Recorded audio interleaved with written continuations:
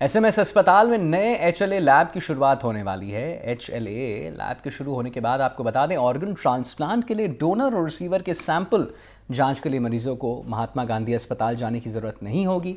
इससे मरीजों के 8 से 10,000 रुपये भी बचेंगे। इसके अलावा बोन बैंक भी तैयार हो रहा है। दुर्घटना में हड्डी के नुकसान को यहाँ तुरंत भरा जा सकेगा। -77 यानी -77 डिग्री सेल्सियस तापमान में हड्डी को स्टोर किया जाएगा। और इस लैब और बैंक के शुरू होने से मरीजों को कितनी राहत मिलेगी, जानने के लिए हमारे ट्रॉमा सेंटर के नोडल अधिकारी डॉक्टर अनुराग धाकड़े से बातचीत हुई है। आइए आपको दिखाते हैं।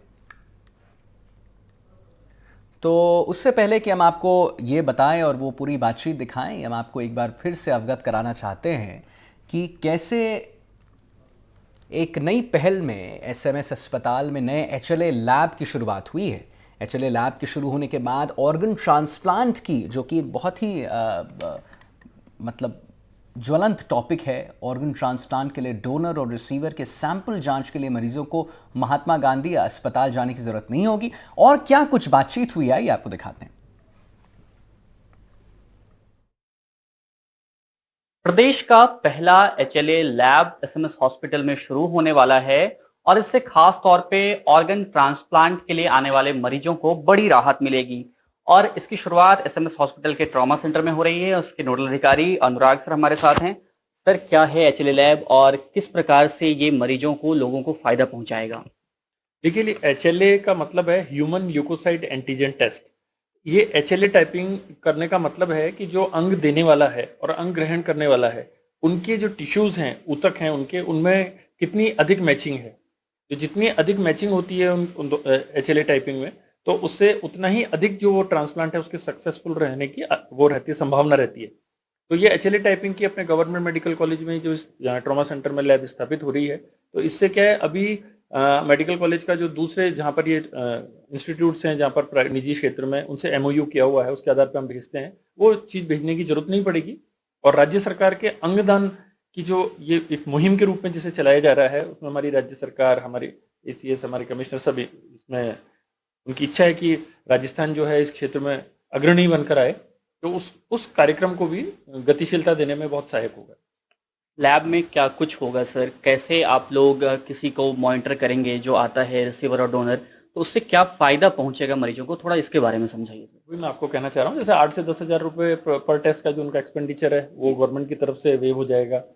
दूसरा, pathology department, blood bank department जो हमारा है ऑर्गन डोनेशन के लिए, वो इसकी मॉनिटरिंग करेगा। और इसकी मॉनिटरिंग करने से क्या है, इन हाउस यानी परिसर में, चिकित्सालय परिसर में ये सुविधा उत्पन्न होने से मरीज को होने वाली परेशानी कम होगी। जैसे आप बता रहे थे कि ब्लड डोनेशन और ऑर्गन डोनेशन जो है उसकी जो प्रक्रिया है वो एक तरह से सिमिलर होती है कि हम ब्लड का सैंपल जांच करते हैं। इसमें ऑर्गन ट्रांसप्लांट करते हुए वहां भी सैंपल जांच होती है। तो वो सैंपल जांच की जो प्रक्रिया है उससे समय बचेगा, तो क्या उससे भी मरीजों को राहत मिलेगी? बिल्कुल मिलेगी, वो समय बचेगा, वो प्रक्रिया अपनी यही होगी, मरीज परेशान नहीं होगा। और राज्य सरकार का एक ही उद्देश्य है, रोगी को निःशुल्क सर्वोत्कृष्ट चिकित्सा सुविधा त्वरित गति से और चिकित्सालय परिसर में उपलब्ध कराई जाए। तो हम उसी दिशा में राज्य सरकार के मंशा के अनुरूप कार्य करना चाहते हैं। एक बोन बैंक भी शुरू होने की बात हो रही है सर, उसमें क्या होगा और उससे किस प्रकार से मरीजों को राहत मिलेगी?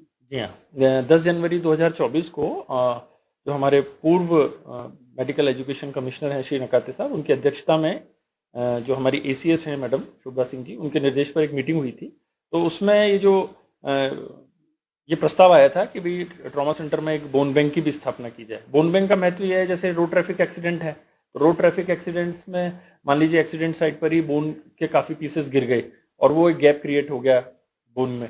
तो जब हम ट्रॉमा सेंटर में लाते हैं, उनका उपचार करते हैं, नेल या प्लेट कुछ भी लगाते हैं, तो वो उस बोन की उपलब्धता सुनिश्चित हो पाएगी, क्योंकि मरीज के स्वयं के शरीर से हम कम मात्रा में बोन ले सकते हैं। लेकिन अगर बैंक स्थापित है, कैडेवरिक डोनेशन के माध्यम से जब हम यहाँ बोन बैंक एस्टेब्लिश करेंगे, तो वो प्रचुरता से उपलब्ध होगी बोन, तो उसके बड़े बड़े गैप्स हम फिल कर सकते हैं। जैसे कैंसर की गांठ है और किसी तरह के ट्यूमर्स हैं जिनमें काफी बड़ा बोन डिफेक्ट क्रिएट होता है, उनको हम फिलअप कर सकते हैं। इसके अतिरिक्त ट्रॉमा के कारण या एक्सीडेंट, रोड ट्रैफिक एक्सीडेंट्स के कारण छोटे छोटे बहुत सारे टुकड़े हो जाते हैं, उस कारण से उनको वो सतह हम दे नहीं पाते। तो बोन बैंक होने से वो बोन की उपलब्धता से हम उसको भी रिकंस्ट्रक्ट कर पाएंगे, बना पाएंगे। तो निश्चित रूप से जो पहल है एसएमएस अस्पताल की, स्वास्थ्य विभाग की, इससे बड़े पैमाने पे मरीजों को फायदा मिलना सुनिश्चित हो पाएगा।